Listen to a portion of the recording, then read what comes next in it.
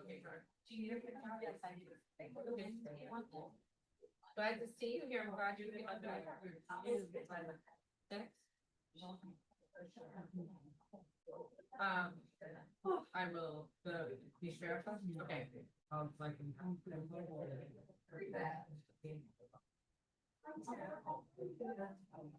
Anybody else need a sheet? You do. Guys, okay. That's good. Oh my gosh, it's still not fixed. I sent them that email.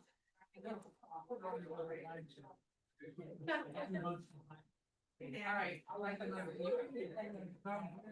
I am here. I am here. Do you need my? Hang on, Mark, we got them to Martha. Hang on. Okay, good. Ooh, if you do not have the book, I have trade docs for you. You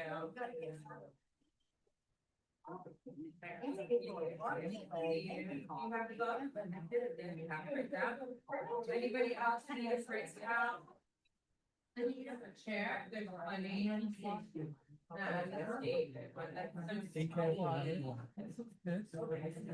Anybody else need, Susan, do you have the book?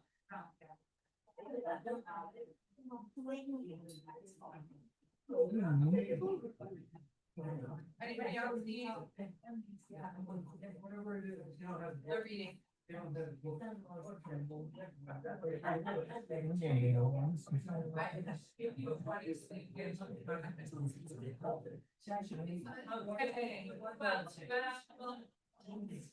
gosh, such a good group today. I'm so happy to see you all. Right? So good. So good. All right, if you don't have the book, I have printout. Anybody need a printout? You need a printout? Oh, you're sharing. Okay, wonderful, wonderful.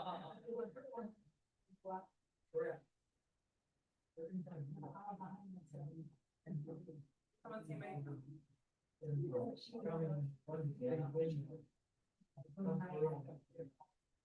Okay, for those of you online, if you don't have the book, I have the text on the computer. Okay, so welcome to everyone who is here. Thrilled to have you. We are discussing and focused on Rabbi Donniel Hartman's book, Who Are the Jews and Who Can We Become? Last week, we opened with the question, how do you answer the question, who are the Jews? That's what we focused on. Today, I want you to take a second. You have a pen, great. If you want to jot it down on your notes on your phone, wonderful. If you want to just think about it, I'm going to ask you the question. And I'm not going to describe or give any other detail other than ask this question, and you're going to answer it however it comes to your mind. The question is, who can we become? That's just the question. You can decide who that is or we or whatever. The question is, who can we become? So you can write it down, you think about it. You hear that question, who can we become? Take a few moments and think.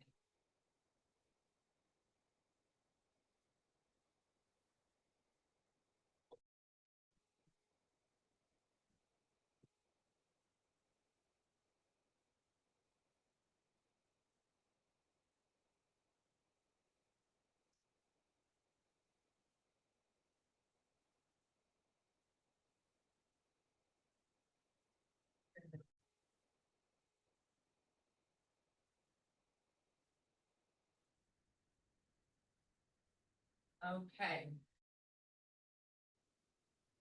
If you're finished, take another few seconds. Who can we become?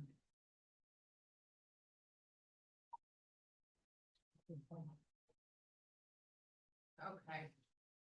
You're gonna hold on to that. We're not gonna discuss it right now. You're gonna hold on to it. And we will come back to it. So today we're going to continue our discussion on this idea of the Genesis covenant. What happens with Abraham when he responds to the call, Lech Lecha, go forth, and begins to walk with God. This notion that that is that first understanding of who we are as a people, who we become, because Abraham solely did what? What did he do? He went forward. He walked. Right? That's the whole idea, that the covenant is that Abraham walked. Through that first level of identity is formed and created as understanding that you just did, right? You walked. You went with God. Today, we're going to focus on chapter 2, and we're going to explore in detail and start to have some understanding around this Exodus covenant. So I wanted to sort of end with the last page of that first chapter. It's on page 28. Sums up for us. So for those of you who weren't with us last week, this is a good summary of where we were and what we talked about. And then we're going to launch into a new concept, the concept of the Exodus covenant. Okay? So I'm going to read, we're going to do the same way that we do reading and understanding when we study Torah, which is I want you to be focused on what do you see, what do you hear, what stands out for you. So as we read, don't worry, you don't need to be looking at the screen. It's just for the people online, so you don't need it. There you go. Okay? You have it in front of you. Here, will you bring this to Dory? That's to Dory. Okay. There you go. All right. Are we ready? We're all on page 28. I'm going to begin with the paragraph that says so that we are wrapping up with the first chapters and we're going to discuss. Okay? Sounds good? Everyone's happy? Happy? Thank God. All right. So, what is the first chapter in the story we tell ourselves about ourselves? For our first 1,000 years, we walked through the world as the children of Israel. Initially a family, eventually a tribe, and finally a nation, embraced by God for who we were, not what we did. Remember, that is the Lech Lecha, the Genesis covenant, that we walked, we were embraced, we became as a result, what?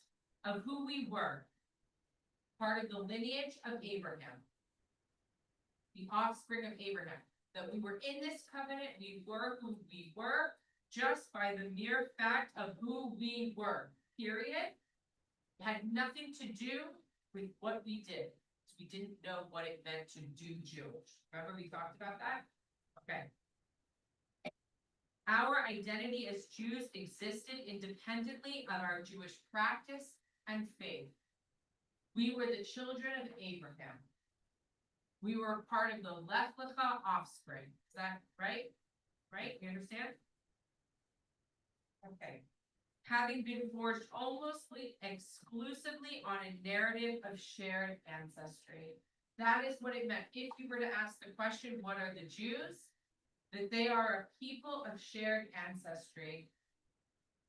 Who they were was of the lineage and offspring of Abraham, who responded Lech Lecha by walking and having that shared understanding of God. Okay? And this was not merely a description of who we were, it constituted an ideological assessment of who we are and ought to be. Consequently, it calls for a reprioritization of our core values. It demands that we actively embrace our identity as Genesis Jews. Accept that a Jew will always be considered a Jew regardless of what the Jew believes or does, and maintain that loyalty to the Jewish people. It inherently takes precedence over both personal interests and competing religious commitments. I want to stop there. Oh, good reaction. What do you hear? What do you see? But remember, this is not a statement on the whole. We're focused on this first understanding of what is the Jew, what are the Jews based off of this Genesis covenant. Martha. It doesn't matter what sect you are a Jew, no matter if you're Reform, Orthodox, Conservative, that's what I thought. Okay, right, so that does, right, so that's no consideration, right? What are the Jews?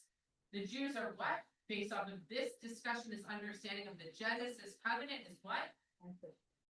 Okay, all right, who else had a, Yeah. what else does it say, Lauren? No, it's more, No, you can keep going. I go back to, during the Holocaust, Mm.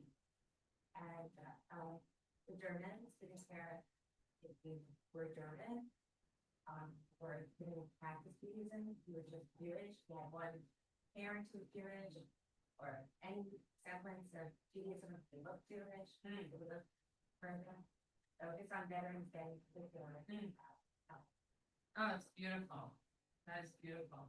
So what I love about what you're bringing into this conversation, that this definition is not exclusive to the Jew, from a Jewish lens, that this is a definition that has been utilized before to determine who is a Jew, what are the Jews, that anything else is irrelevant other than the lineage, the ancestry.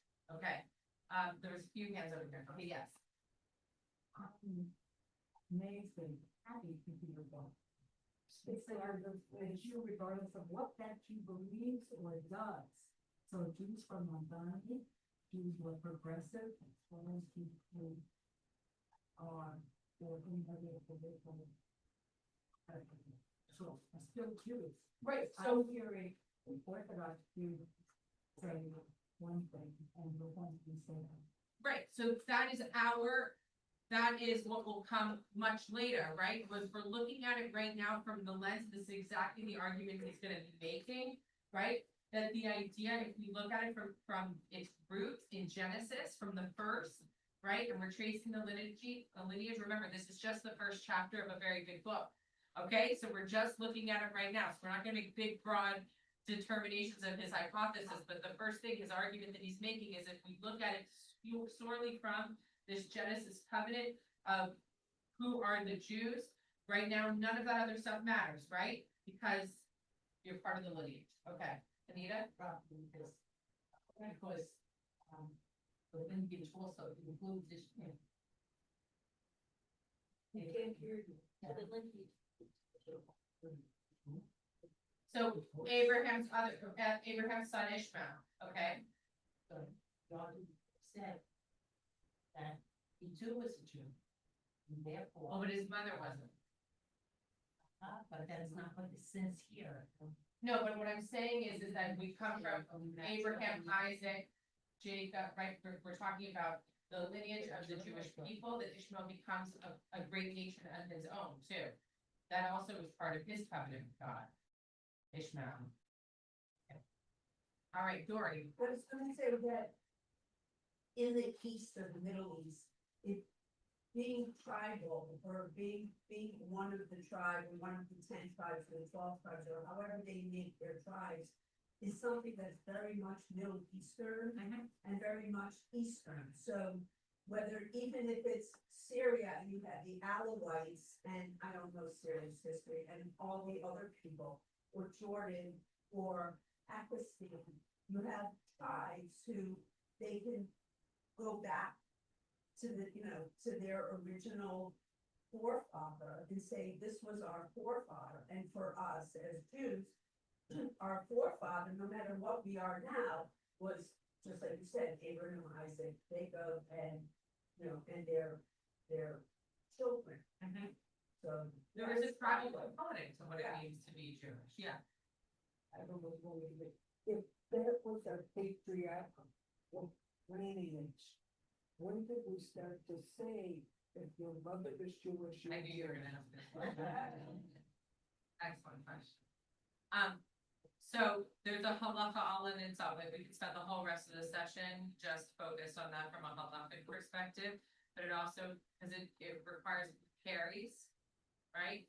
So that's a whole other conversation, but just trust me in the fact that that's where it goes, right? It's matrilineal. However, later on, the Reform movement adopts patrilineal descent, meaning you are Jewish if you're raised in a home with a Jewish father and you were raised Jewish, you are considered Jewish. That we accept both patrilineal and matrilineal descent. Obviously, that comes, centuries later after, all of this is created.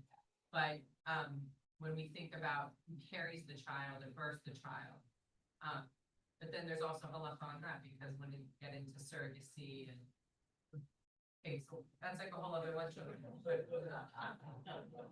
yes, it's great to bring it up. It's interesting. It is, it's fascinating. And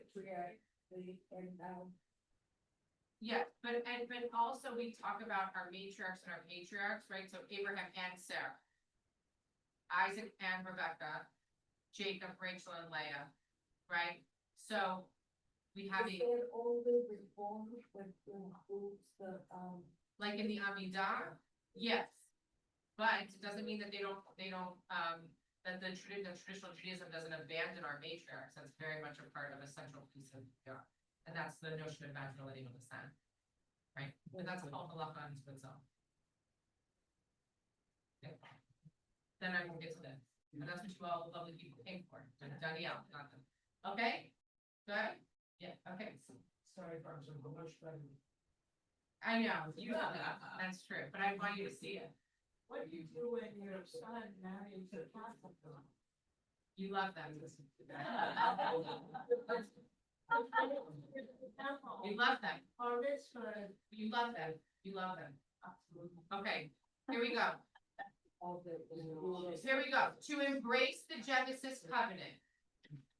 To embrace the Genesis covenant is to assign serious weight to loyalty and tolerance over and above ideological purity. Such tolerance does not imply ideological acceptance, only that each of us assign basic space within the Jewish tent to others' Judaism. How we translate this understanding into practice remains open to multiple considerations, interpretations, and debate. More significantly, as we will see, the Genesis covenant constitutes only half of the Jews' story. Once the Exodus covenant is brought into the equation, balancing the two becomes even more complicated and less easy to define. Right? If we look at the Genesis covenant, what the Genesis covenant is saying to us is in and of itself pretty simplistic. What are the Jews? It's a matter of lineage and ancestry.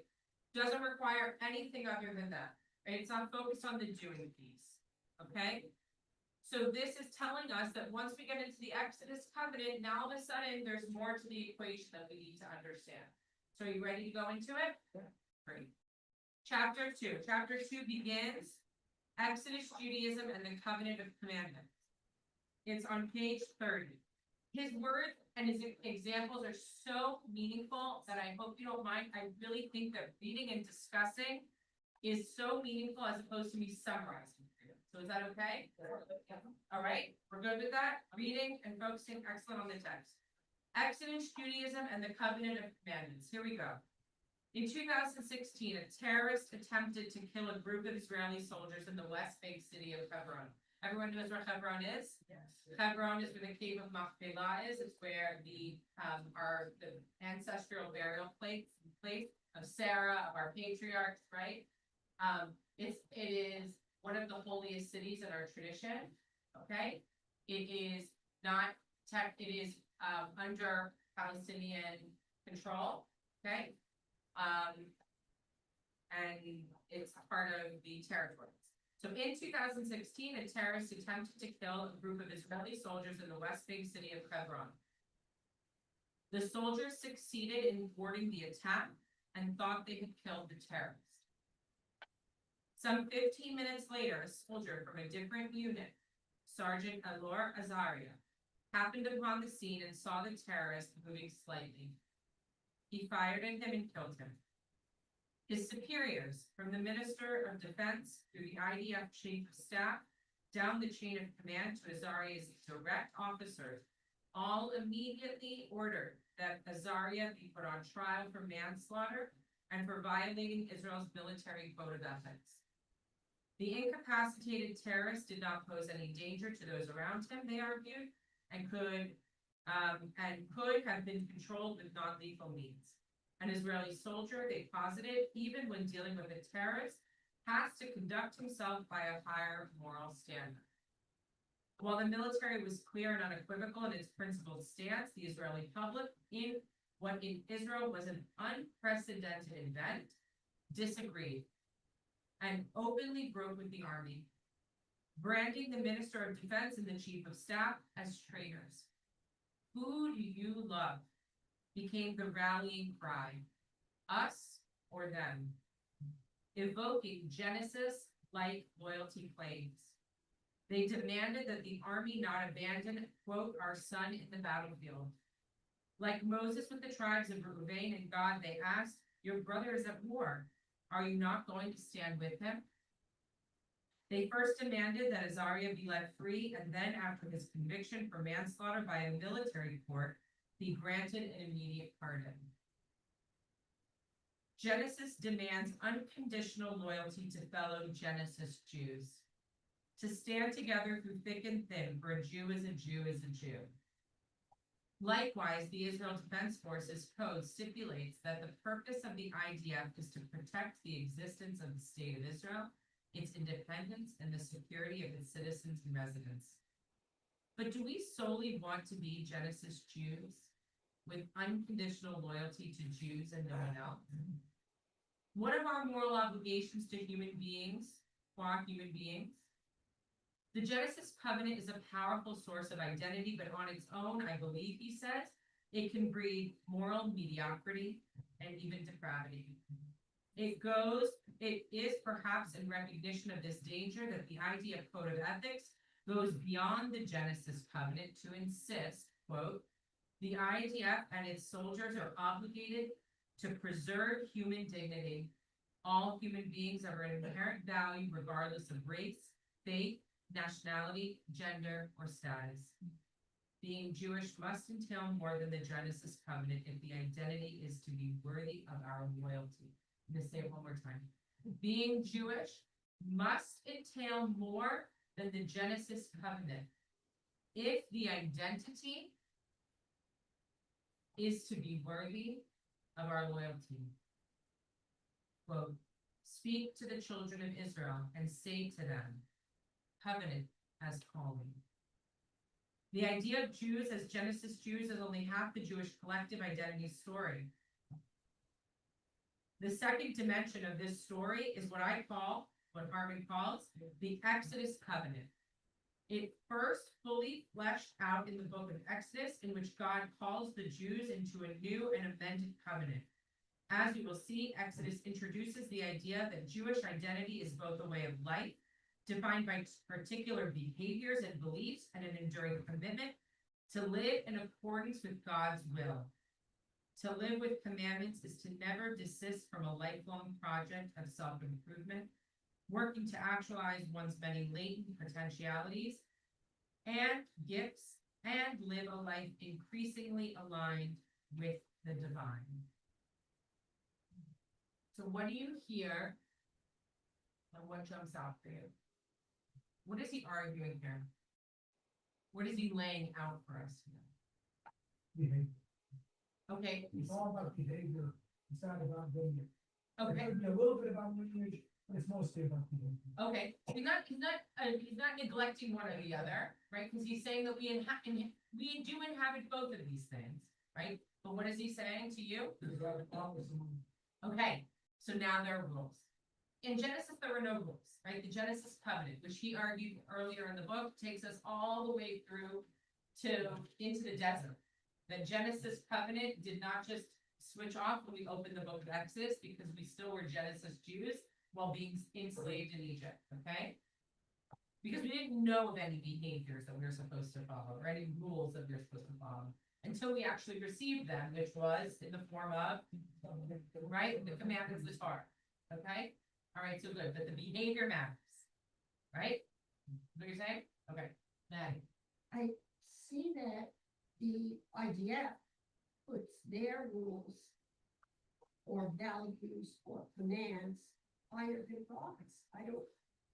Okay, I don't understand the rationale behind it. okay, good. So Maddie, keep that going. Say it out loud. Say it one more time. The IDF puts its rules or commands higher than that of God's. Okay, so I wanna keep that out there, I don't wanna answer to respond to it, because he's gonna respond to it, you're setting us up. for the next- Okay, but good, so you're drawing that out of the text. So that's okay, you can agree or disagree, totally fine, we don't need to answer it, because he's gonna go into it, because what, the most important thing that you're doing, that Maddie is doing, is she's reading it as we read Torah. Which means the question should emerge from the text before the answers. Okay, so the question that's emerging from the text from Maddie is that there's two distinguishing commands. Okay, very good. Who else had something? Yeah, Lauren. I think in this paragraph, you have to see the existence of the self. We're talking about practicing both of them, but this is self-improvement, so that you take responsibility for your own actions. Okay, very interesting. So we have collective, communal, and individual particular. Okay, what else? Yeah, Alan. I was gonna say, morality, that it's really talking about morality and how one defines it. Okay, very good. Whereas before with Genesis, we didn't necessarily have that conversation, because remember, Hartman was very, how do we say? Very straightforward in his beliefs on the Genesis family, right?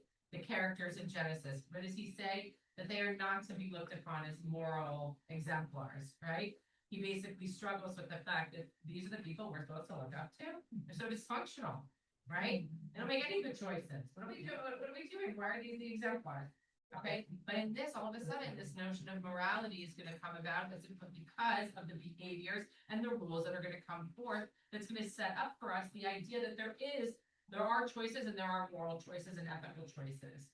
Okay, very good. Because I'm not part of the class, but I was thinking. No, you're here. Well, I was here, can we come back? Yeah, we do too. But I was thinking when Moses killed the Egyptian Yeah. who was killing a Jew, he killed him. Yeah. Right, he made a choice. Yeah, Okay. Yeah.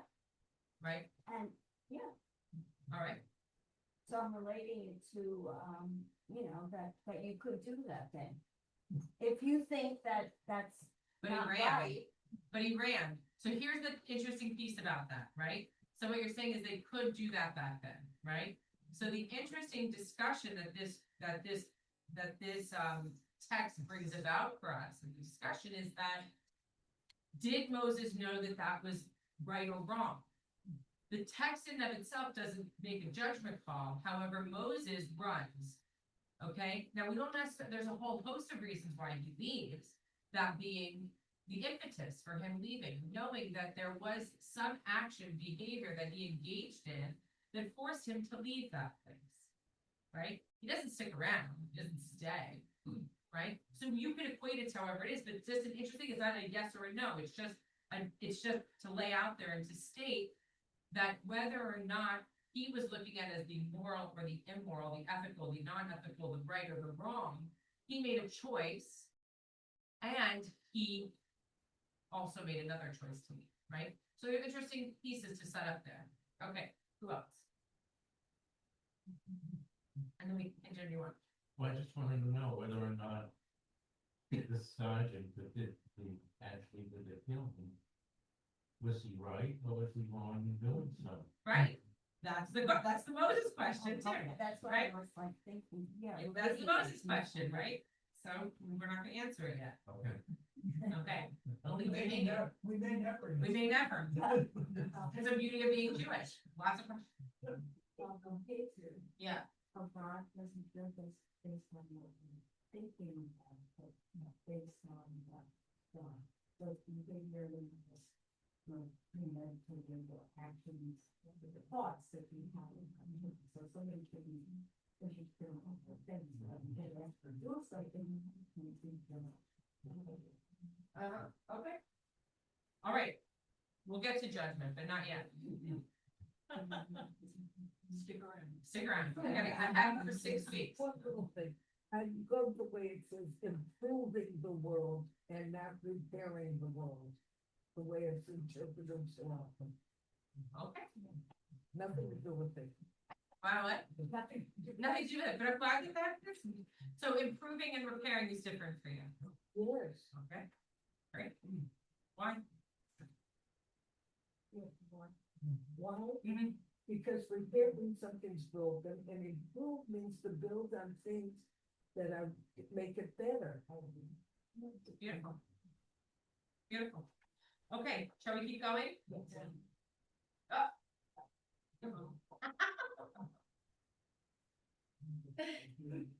All right, let's keep going.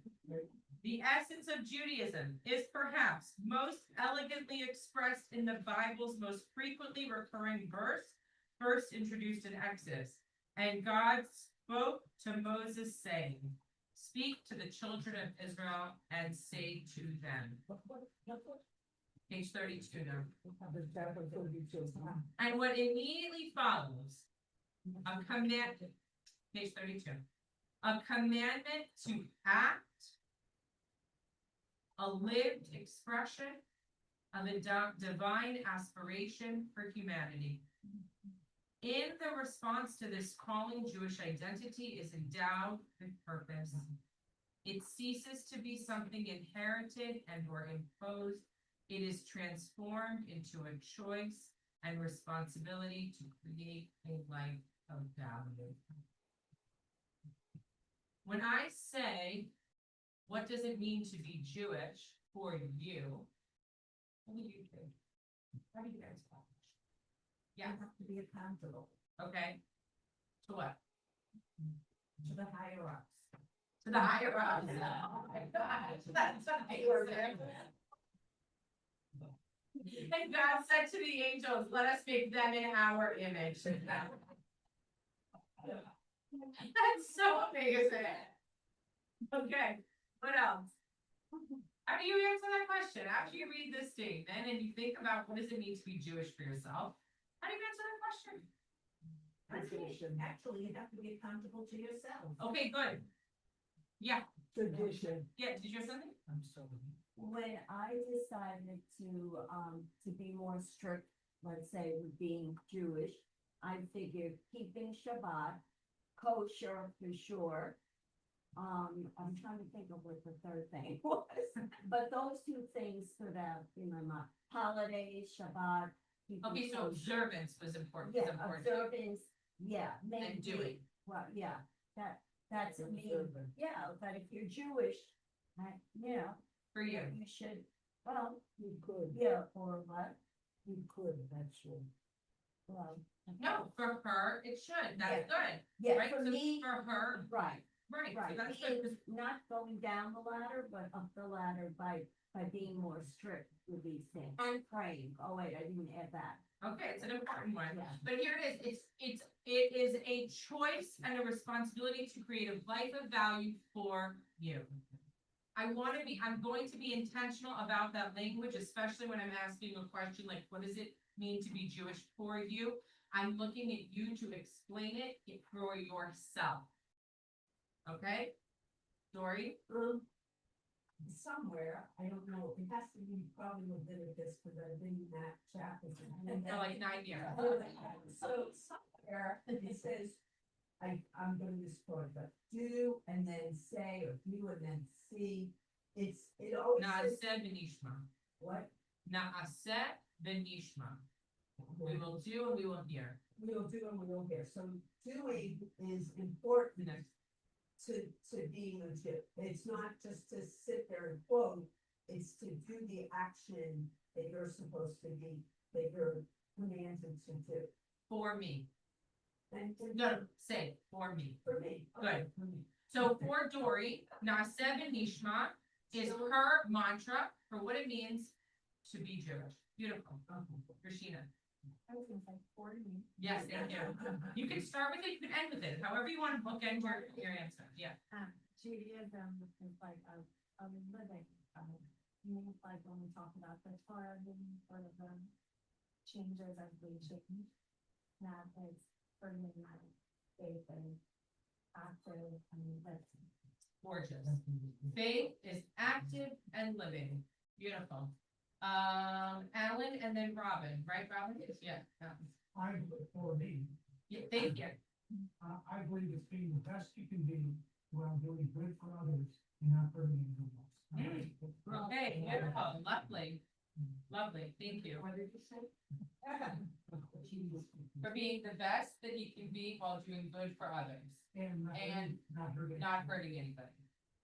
It's interesting to me because when I think about my behavior, it feels like it's just me trying to be a good person, not necessarily that you're a good person.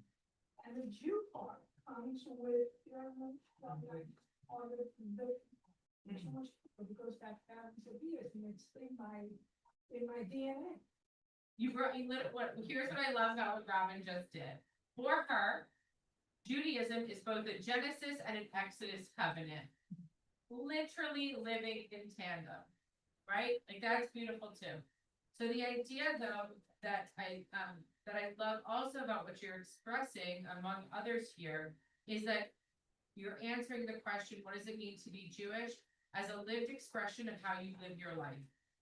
And it's inherently intertwined. Okay, beautiful. Who else had something? Someone over here. Tara and then Susan. So, something on my story, I didn't know I was in church roots until I heard this. My mom's grandparents, on her mother's side, were Hartman, came out. So I didn't know that it was actually our secret family. And then I discovered this in 2011, and then growing up African. And I'm like, this is something that's kind of in me already. So it's kind of like what Brother Hartman said, family stagnation, not succession, succession. Was I said identity, study, community, honor, and growth. So I learned my identity, I began to study, and then I realized that's being enough. So then I went to the local school and classes. To be part of the community, that was the most important. Anyone who had a book, anyone who had a book, so I decided, as I lived, I had a first one. Now I focus. So. Beautiful, gorgeous, absolutely beautiful. All right, you have something to add? Yeah, I grew up again in a small town, mostly churches, one little temple. And I felt that given that, the anti-Semitic environment, I continue to feel special and responsible. Because we were the ones that took the priest out of the law. And did other kinds of things like that. So it's interesting. So I've always felt special as a Jew and responsible. Like, what should I be doing? Beautiful, excellent. Okay. Oh, Sylvia, thank you. I learned about being a Jew from my father, whose mother and sister and others got killed during the war. But his faith never wavered for them. Even through our escape to Europe, even through the hard times, they would always Shabbat temple to the going to the war. That's my. Beautiful. Beautiful. I love your responses. Thank you. 32. Revelation, a collective lech lecha. Revelation is what? What is revelation? Where do we experience revelation? Sinai. The Sinai moment, standing at the base of the mountain, receiving the 10 Commandments. In the Hebrew, it's Aser Divrot. Here you go, Devana. Here you go. Devana. It's actually called your feet. There's no I don't have to like limbo. Aser Divrot is actually we define it. It's translated as the 10 Commandments, but Aser Divrot is actually the 10 utterances. The 10 utterances. I'm going to leave that with you as you think through that. He said it's not the 10 Commandments, it's the 10 utterances. Heralding this new dimension of Jewishness, the divine bestowal of the 10 Commandments on Mount Sinai literally storms onto the scene of Jewish history in an awesome revelatory display. Remember, there is thunder, there is lightning, there's this moment, there are clouds, okay? It's a big scene at the base of the mountain. The 10 Commandments announce not only the aspirations engraved on their tablets, but the broader declaration that Jewishness is not just an inherited or assumed identity, but a way of life comprised of obligations and commitments, which we've talked about, and so many of you have mentioned that that is how you understand what it means to be Jewish for you. It says in the book of Exodus, I am the Lord your God, who took you out of the land of Egypt, the house of bondage. You will have no other gods besides me. You shall not make for yourself a sculptured image. You shall not take the name of the Lord your God in vain. Remember the Sabbath day and keep it holy. Honor your father and your mother. You shall not murder. You shall not commit adultery. You shall not steal. You shall not bear false witness. You shall not covet your neighbor's house. Here, the Exodus from Egypt catalyzes a new phase of Jewish collective meaning and identity. The same God who took you out of the land of Egypt because of the relationship and promises established in the Genesis covenant with Abraham now demands something in return. Okay? Now think about that. This did not happen with Abraham. It could have. It could have, but it didn't. This didn't happen with Yaakov, who becomes Israel. It could have, but it didn't. We have this revelatory moment, this shift in the covenantal dynamic. Once we are standing at the base of the mountain, God does not ask anything of us in return until we get to Sinai. So when you think about that relationship building, think about the relationship building. From the moment Avram at the time agrees to go, all of the offspring and the people that are born from that lineage takes us all the way to Joseph, who brings us into Egypt. We're experiencing generations of identity of Jews, of Israelites, of people who are connected to this God, just by their ancestry and their identity as such.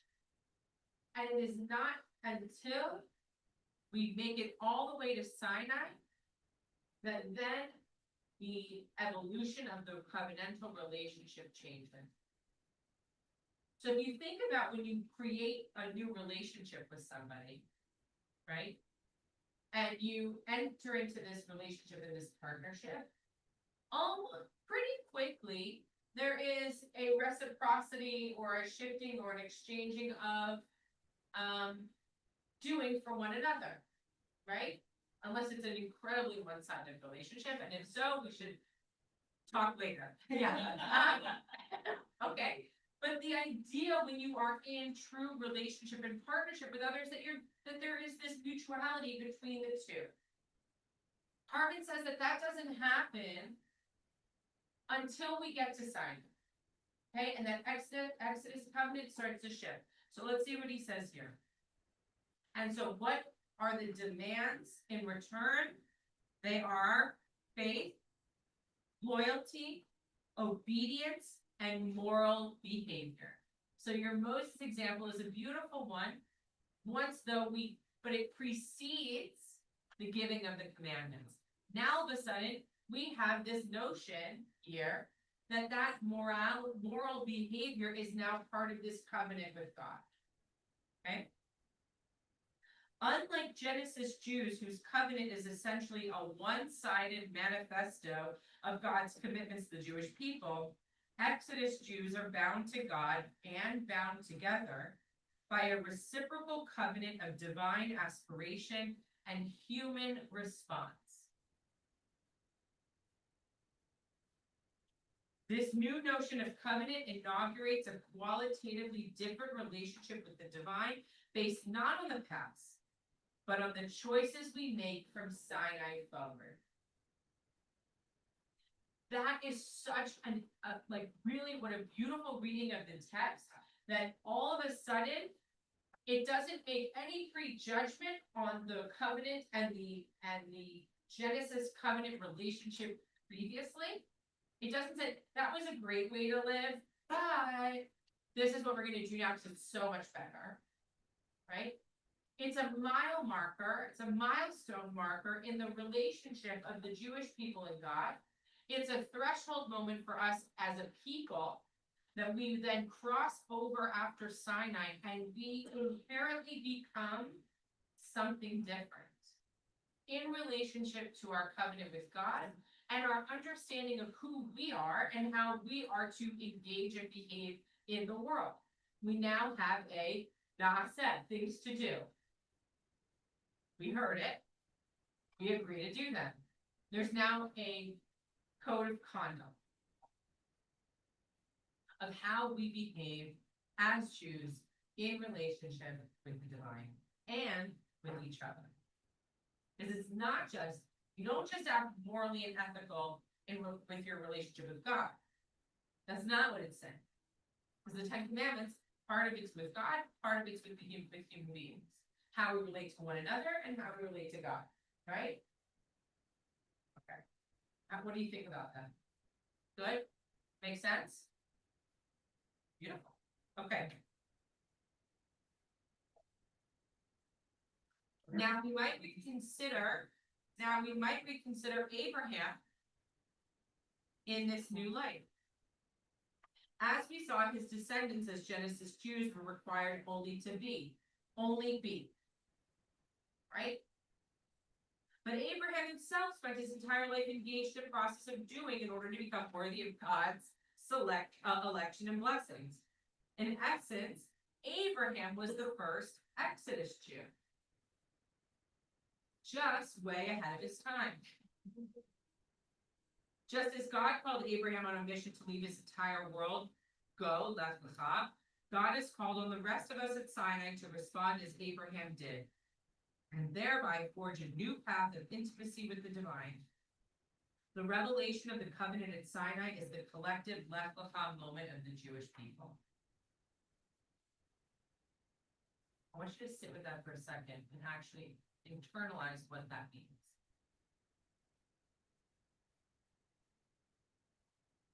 The revelation of the covenant at Sinai is the collective lech lecha moment for the Jewish people. And Abraham, although he only exists within Genesis, is the first Exodus Jew. What does that mean to you? Yeah. If I leave everything behind and start new, and relationship with God is the new, and you have to not only be but be in a relationship with God. Beautiful. Okay. So when I did my class, I do our Torah Sukkah. Okay. Those are my thoughts. And it was like, I want to get it right, because it's such an ultimate moment of transformation. And I think going back to Hartman, he and Sarah, not only just their situation and me, they literally transformed. And I could see myself also transforming. With the ultimate transformation, not only did I receiving waiting for 2 days, wearing the best clothes, and then just the simple of the like shape, don't touch me on. But what came from that was that they became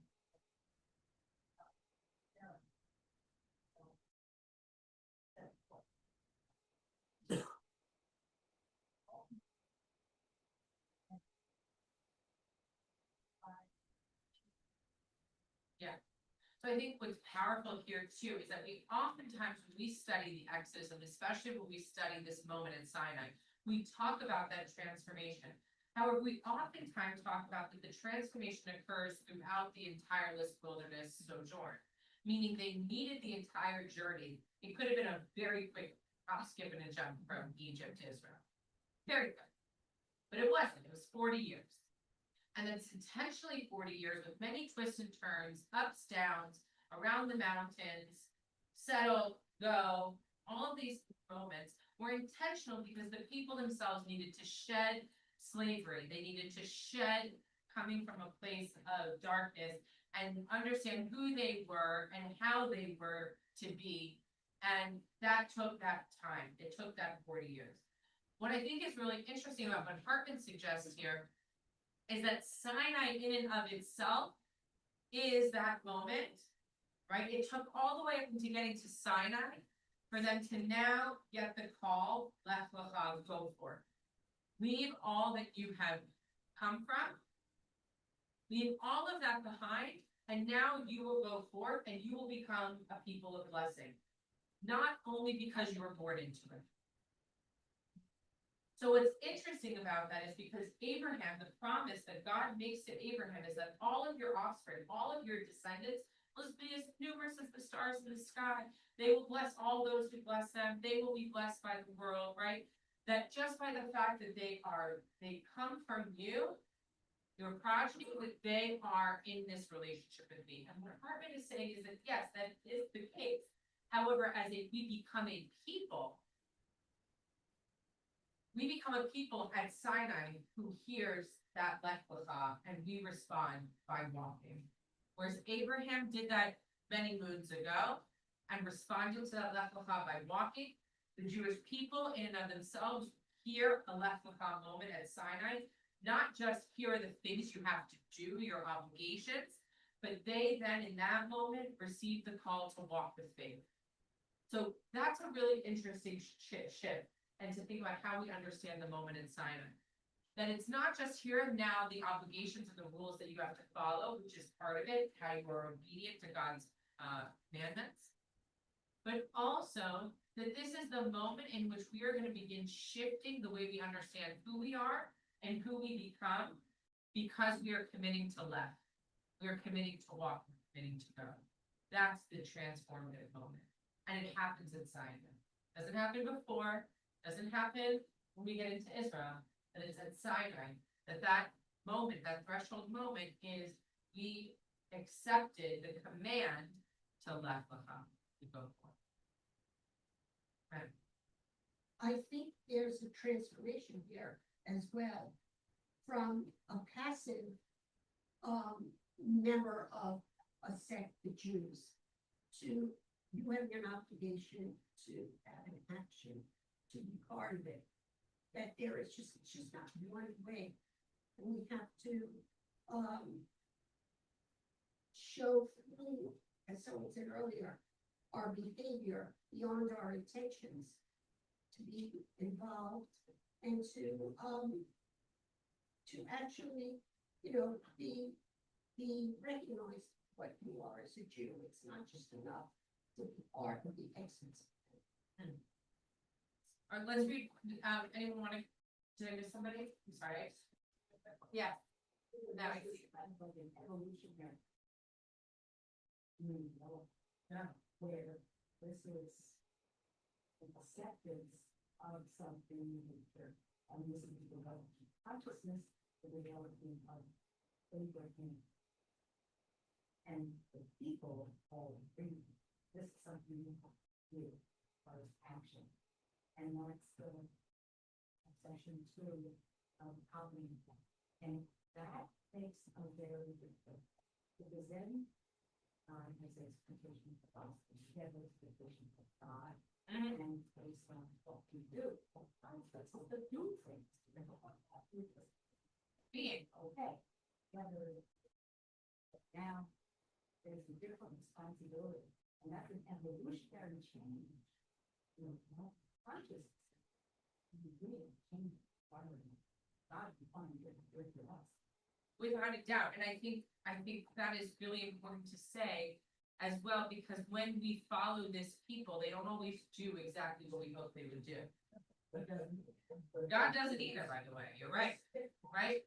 So we're stiff-necked. God also has to hold God's self back. Moses has to hold God's self back. In fact, that's the moment we're going to study next week with the golden calf, because it directly responds. Because the moment we receive the commandments and we're like, Na'aseh v'nishma, we're doing it, then all of a sudden what happens? We build the golden calf. But that's gonna be our next text that we study next week. We're gonna focus on that. So then what does that say? And how does that shift the relationship that God has with Moses and Moses has with God, and Moses' relationship with the people? Because that's now the full life cycle of the Exodus covenant. Is not just about the people who are standing down there. It's that full life cycle of what it means to hear, to do, to not do, And what do all those structures mean, and how does God respond with the lake, and how does Moses? That's really critically important, yeah. So before these utterances, groups of people, in some way of establishing norms for behavior, moral code. Right. And so that way, my understanding is you rely on the tribe leader, which is Israel. Mhm.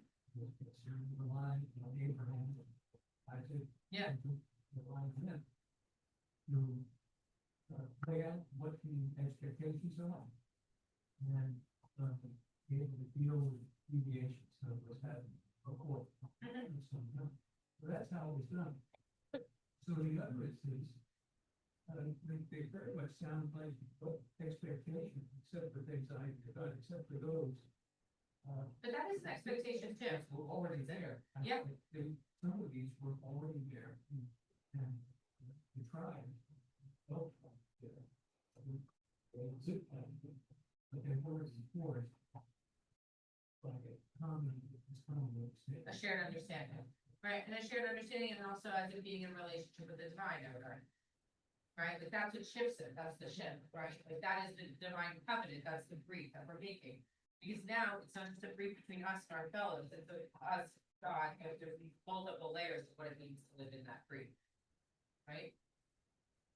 I'd like to shift the focus and just say, God, I don't think God was happy.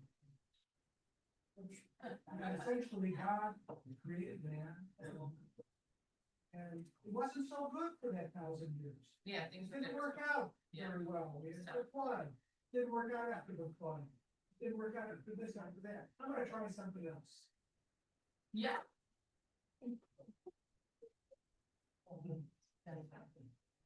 So I think what's, I don't know, maybe not. Hold on, but I think that's really interesting. So I think what you're doing there is making, is focusing in on the character of God, God's understanding and aspirations, God's motivation, right? As well as saying, yeah, and also saying like, you can do better, Right. I can do better. It's even I don't know that I can. well, but, You can do better. well, no, but you could argue God could do better by giving people an understanding of how one should behave. It's one thing to assume, right? So as parents, if you are blessed to be a parent and you've raised children or raised others' children, what our expectations of, as an adult, what our expectations of how someone should behave at 3, 4, 5 years old, if we don't necessarily create the environment or give guidance, right? But yet we expect them to do something, but we've never guided them, shown them, or modeled the behavior before. You're gonna be a pretty disappointed human being as an adult, because you're constantly having expectations that are probably either unrealistic, not developmentally appropriate, or have never been shared and communicated in a way that would be effective for the person to live by.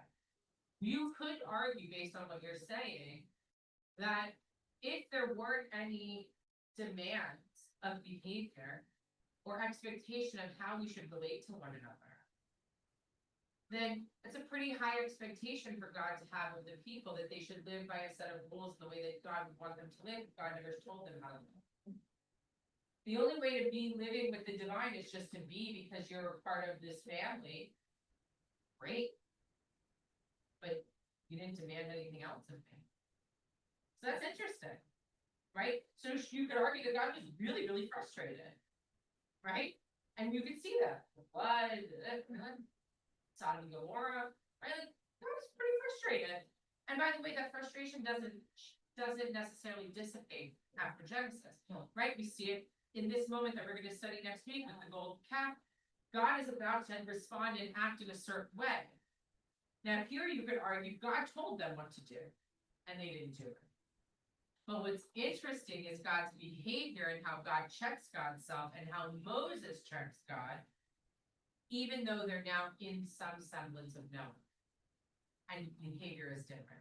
So that's where I'm going to leave you, because that's actually a beautiful setup and a way to say, what we're going to experience next week with the golden calf and the understanding and evolution of identity and covenant, what it means to live as a Jew or to be Jewish, with all of these relationships and these covenantal agreements, is not just on how the people should behave, respond.